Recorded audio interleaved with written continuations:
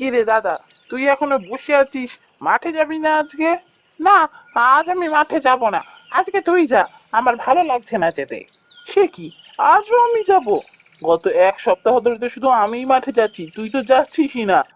হ্যাঁ হ্যাঁ যাবি, একটু মাঠে যেতে হচ্ছে বলে কত কথা। বাকি যে সব কাজ আমি করি, তখন তো আর গিয়ে দাঁড়াস না একবারও। কি বলি, বাজারে যখন বিক্রি করতে যাস তখন তুই একা যাস? আমি কখনো বাজারে যাই না বিক্রি করতে। হ্যাঁ হ্যাঁ, ওই গতবার একবার না দুবার গিয়েছিলি বাজারে। তাতে কি হয়েছে? আমাকেই তো পুরো ব্যাপারটা সামলাতে হয়। ও, তাই বুঝি। ঠিক আছে, কথাটা যেন মনে থাকে। আজ আমি শেষ যাচ্ছি মাঠে। এরপর না আমি মাঠে যাব, না তোর সাথে বাজারে যাব। সবকিছু তোকে একাই সামলাতে হবে। কি ব্যাপার বীরেন আর নরেন, এত চেঁচামেচি করছিস কেন সকাল সকাল? দেখো না মা, নরেনকে কদিন মাঠে যেতে হচ্ছে বলে একবার আমাকে কথা শোনাতে এসেছে। না গো মা, আমি এমন কিছুই বলিনি। শুধু এখন রোজই আমাকে মাঠে যেতে হচ্ছে, ও তো কোনোদিনই যায় না। তাই বলছিলাম আজকে ওকে মাঠে যেতে। আমি একটু বিশ্রাম নিতাম। রোজ রোজ যাচ্ছি। তা বলে কি, আমি নাকি চাষবাসে কোনো কিছুই দেখাশোনা করি না। বাজারে যখন ফসল বেচা হয় তখন নাকি ওই সব সামলায়। আমি নাকি সেখানে থাকিই না। তাই আমিও বলেছি এবারে থেকে সত্যিই থাকবো না। সত্যি বাবা, তোরা দুজন সারাদিন এমন লড়িস না, আর ভালো লাগে না। সারা দিন রাত খালি তোদের দুজনের ঝামেলা সামলাতে সামলাতে আমি একেবারে অতিষ্ঠ হয়ে উঠেছি। ঠিক বলেছো মা। নরেনটা সবসময় চেষ্টা করে কি করে আমার সাথে ঝগড়াঝাঁটি করবে। হ্যাঁ, তুই তো একেবারে সাধু পুরুষ। তুই কখনো ঝগড়াঝাঁটি করিস না, কিছুই করিস না, চুপচাপ বসে থাকিস। আমি বলি আর তুই শুনিস। বাবারে বাবা, আবার শুরু করে দিল। তোদের যখন কাজ নিয়ে এতই ঝামেলা হয়, তোর কাজ তোরা নিজেদের মধ্যে ভাগাভাগি করে নিলেই তো পারিস। তা এত তাহলে তো ঝামেলা হয় না। না না, কাজ আর ভাগাভাগি দাদা করতে চাইবে কেন? তাহলে তো ওকে বেশি কাজ করতে হবে। ও তো বেশ নিজে বসে থেকে আমাকে দিয়ে সব কাজ করিয়ে নেয়। কি, কি বললি? আমি বসে থেকে তোকে দিয়ে সব কাজ করিয়ে নিচ্ছি? ঠিক আছে ঠিক আছে, আমি মাঠে যাচ্ছি, তোকে যেতে হবে না।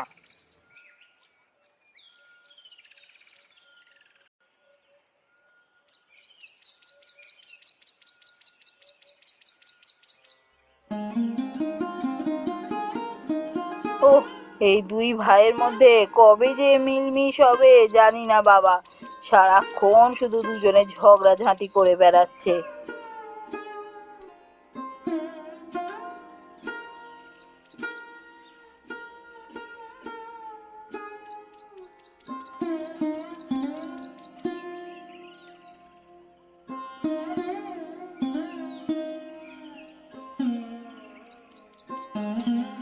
বাবা নরেন, যা বাবা, বাজারে যা। আজকে একটু মাছ আনিস কেমন? বাজারে? কেন, দাদা কি করছে? আমি বাজারে যেতে পারবো না। দাদাকে গিয়ে বলো। তোর দাদা তো বললো মাঠে যাবে, এখন বাজার যেতে পারবে না। যা না বাবা, বাজারটা সেরে আয় না। আমি রান্না বসাবো কি করে? বাড়িতে কিছু নেই তো। না না, আমি বাজারে যেতে পারবো না। আমি যখন মাঠে যাই আমি তখন বাজার সেরে তারপর মাঠে যাই। আমি পারবো না বাজারে যেতে। দাদাকে গিয়ে বলো। আমি জানি না, তোরা যা ইচ্ছে তাই কর। যদি বাজার আনিস তো রান্না হবে, নাহলে বাড়িতে রান্না হবে না। তোরা দুই ভাই মিলে সব সময় যা ঝগড়াঝাটি শুরু করেছিস, আমার আর ভালো লাগে না।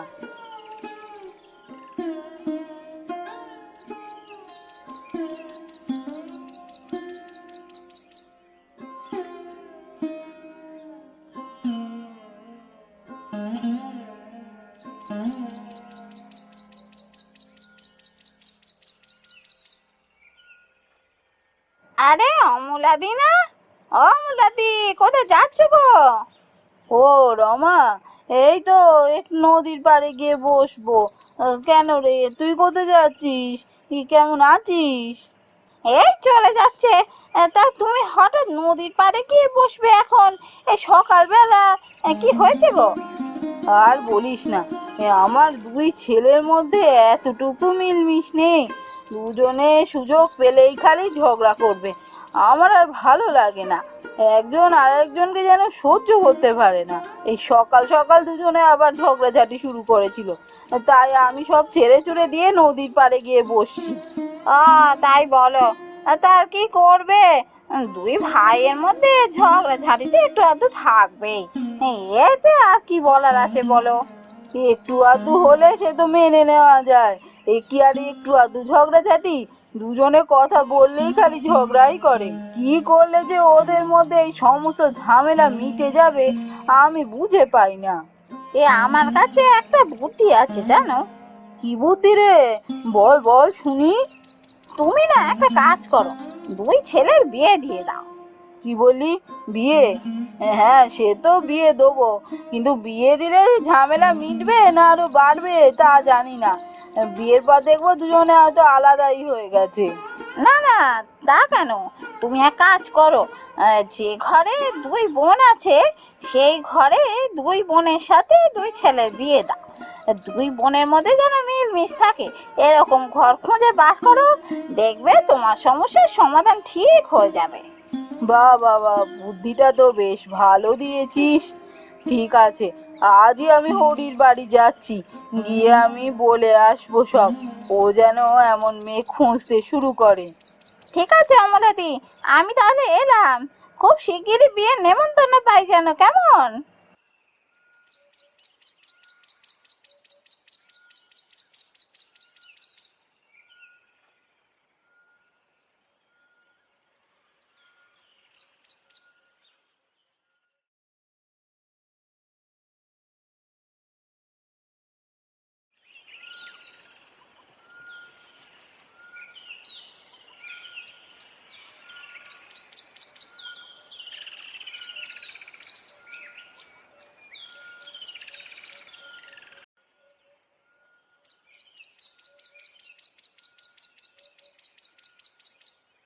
এই শুনছো, যাও তো একবার বাজার যাও তো।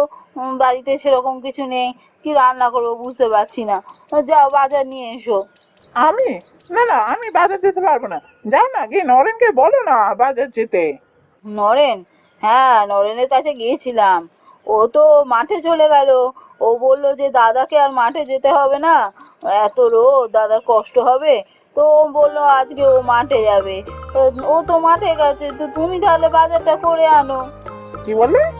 নরেন এই কথা বলেছে? আমার রোদে কষ্ট হবে বলে ও গেছে মাঠে? আমাকে তো তাই বললো, নিয়ে তারপর মাঠের দিকে চলে গেল। তুমি বাজারটা নিয়ে এসো তো। আচ্ছা আচ্ছা, ঠিক আছে, আমি বাজারে যাচ্ছি।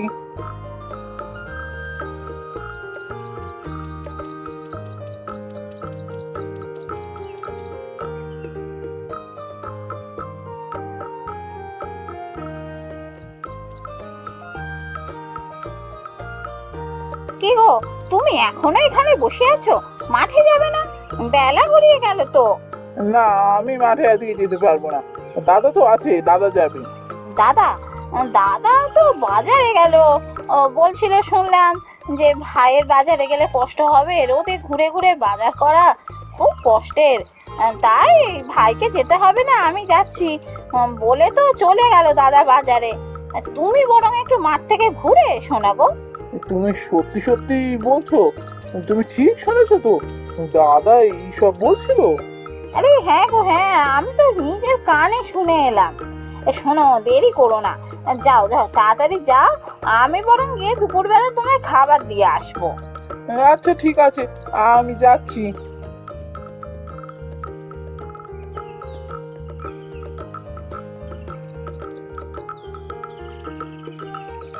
সত্যি তোমরা দুজনে মিলে যেভাবে সবকিছু সামলাচ্ছ আমি খুব ভালোভাবেই বুঝতে পারছি তোমাদের দুজনকে ঘরের বউ করে এনে আমি কোনো ভুল করিনি। এই দুই ভাইয়ের মধ্যে ঝগড়াঝাটি ঠিক মিটে যাবে একদিন। আমরা তো চেষ্টা করছি যাতে এদের মধ্যে ঝগড়াঝাটি ঝামেলা সব মিটে যায়, এরা যেন খুব মিলেমিশে থাকা শুরু করে। জানি না কি হবে। না না, এদের মধ্যে সব ঝামেলা ঠিক মিটে যাবে, আপনি কিচ্ছু চিন্তা করবেন না।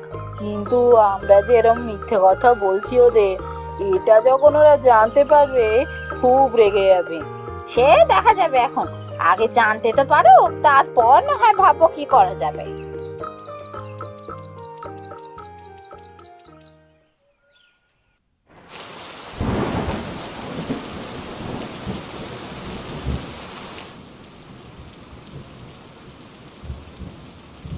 বাবা, কি বৃষ্টিটাই না নেমেছে বলো।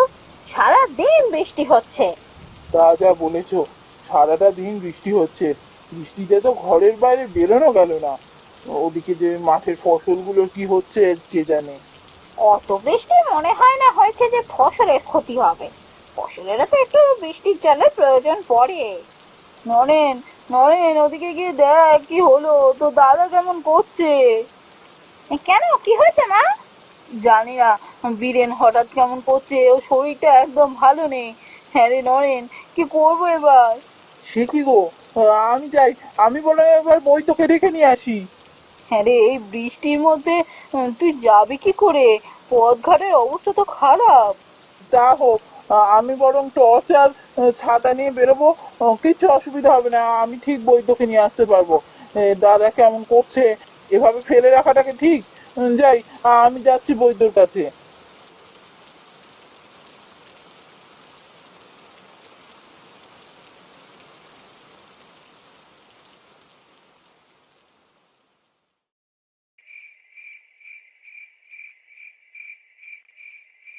ভয়ের কিছু নেই, খাবার হজমের সমস্যা ছিল, তাই এমন হচ্ছিল। এখন আর ভয়ের কিছু নেই, আমি ওষুধ দিয়ে দিয়েছি। তবে সঠিক সময় আপনারা আমায় নিয়ে এসেছেন। আর বেশি দেরি হলে বিপদ হতে পারতো। এখন আমি আসি।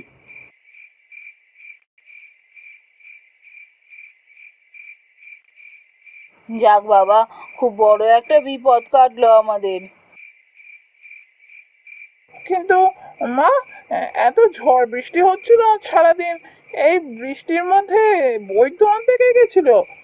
কে আর যাবে, নরেন গিয়েছিল। নরেন এই টর্চ আর ছাতা মাথায় করে এই বৈদ্যর বাড়ি গিয়ে বৈদ্যকে নিয়ে এসেছে। সে কি, এই ঝড় বৃষ্টির মধ্যে পথ ঘাটের অবস্থা তো খুব খারাপ থাকে। এর মধ্যে বেরোলে তো যে কোনো বিপদ হতে পারে। এর মধ্যে তুই বেরোতে গেলি কেন ভাই? কি যে বলিস, চোখের সামনে দেখছি তোর শরীর ভালো নেই। ঝড় বৃষ্টিতে বিপদ হতে পারে সেই ভেবে আমি বৈদ্যর কাছে যাব না? এ কি হয় কখনো? ভাই, তুই আমায় এত ভালোবাসিস, তুই আমায় ক্ষমা করে দে ভাই। সারা জীবন খালি তোকে হিংসা করে তোর সাথে ঝগড়া করেই কাটিয়ে দিলাম। আর আমি তোকে হিংসা করব না। আজ থেকে আমাদের মধ্যে কোনো ঝগড়াঝাটি হবে না, দেখে নিস। না না, তুই তো আর একা ঝগড়া করিস না, আমিও তোর সাথে ঝগড়া করি। আমিও আর আজ থেকে তোর সাথে ঝগড়াঝাটি করব না।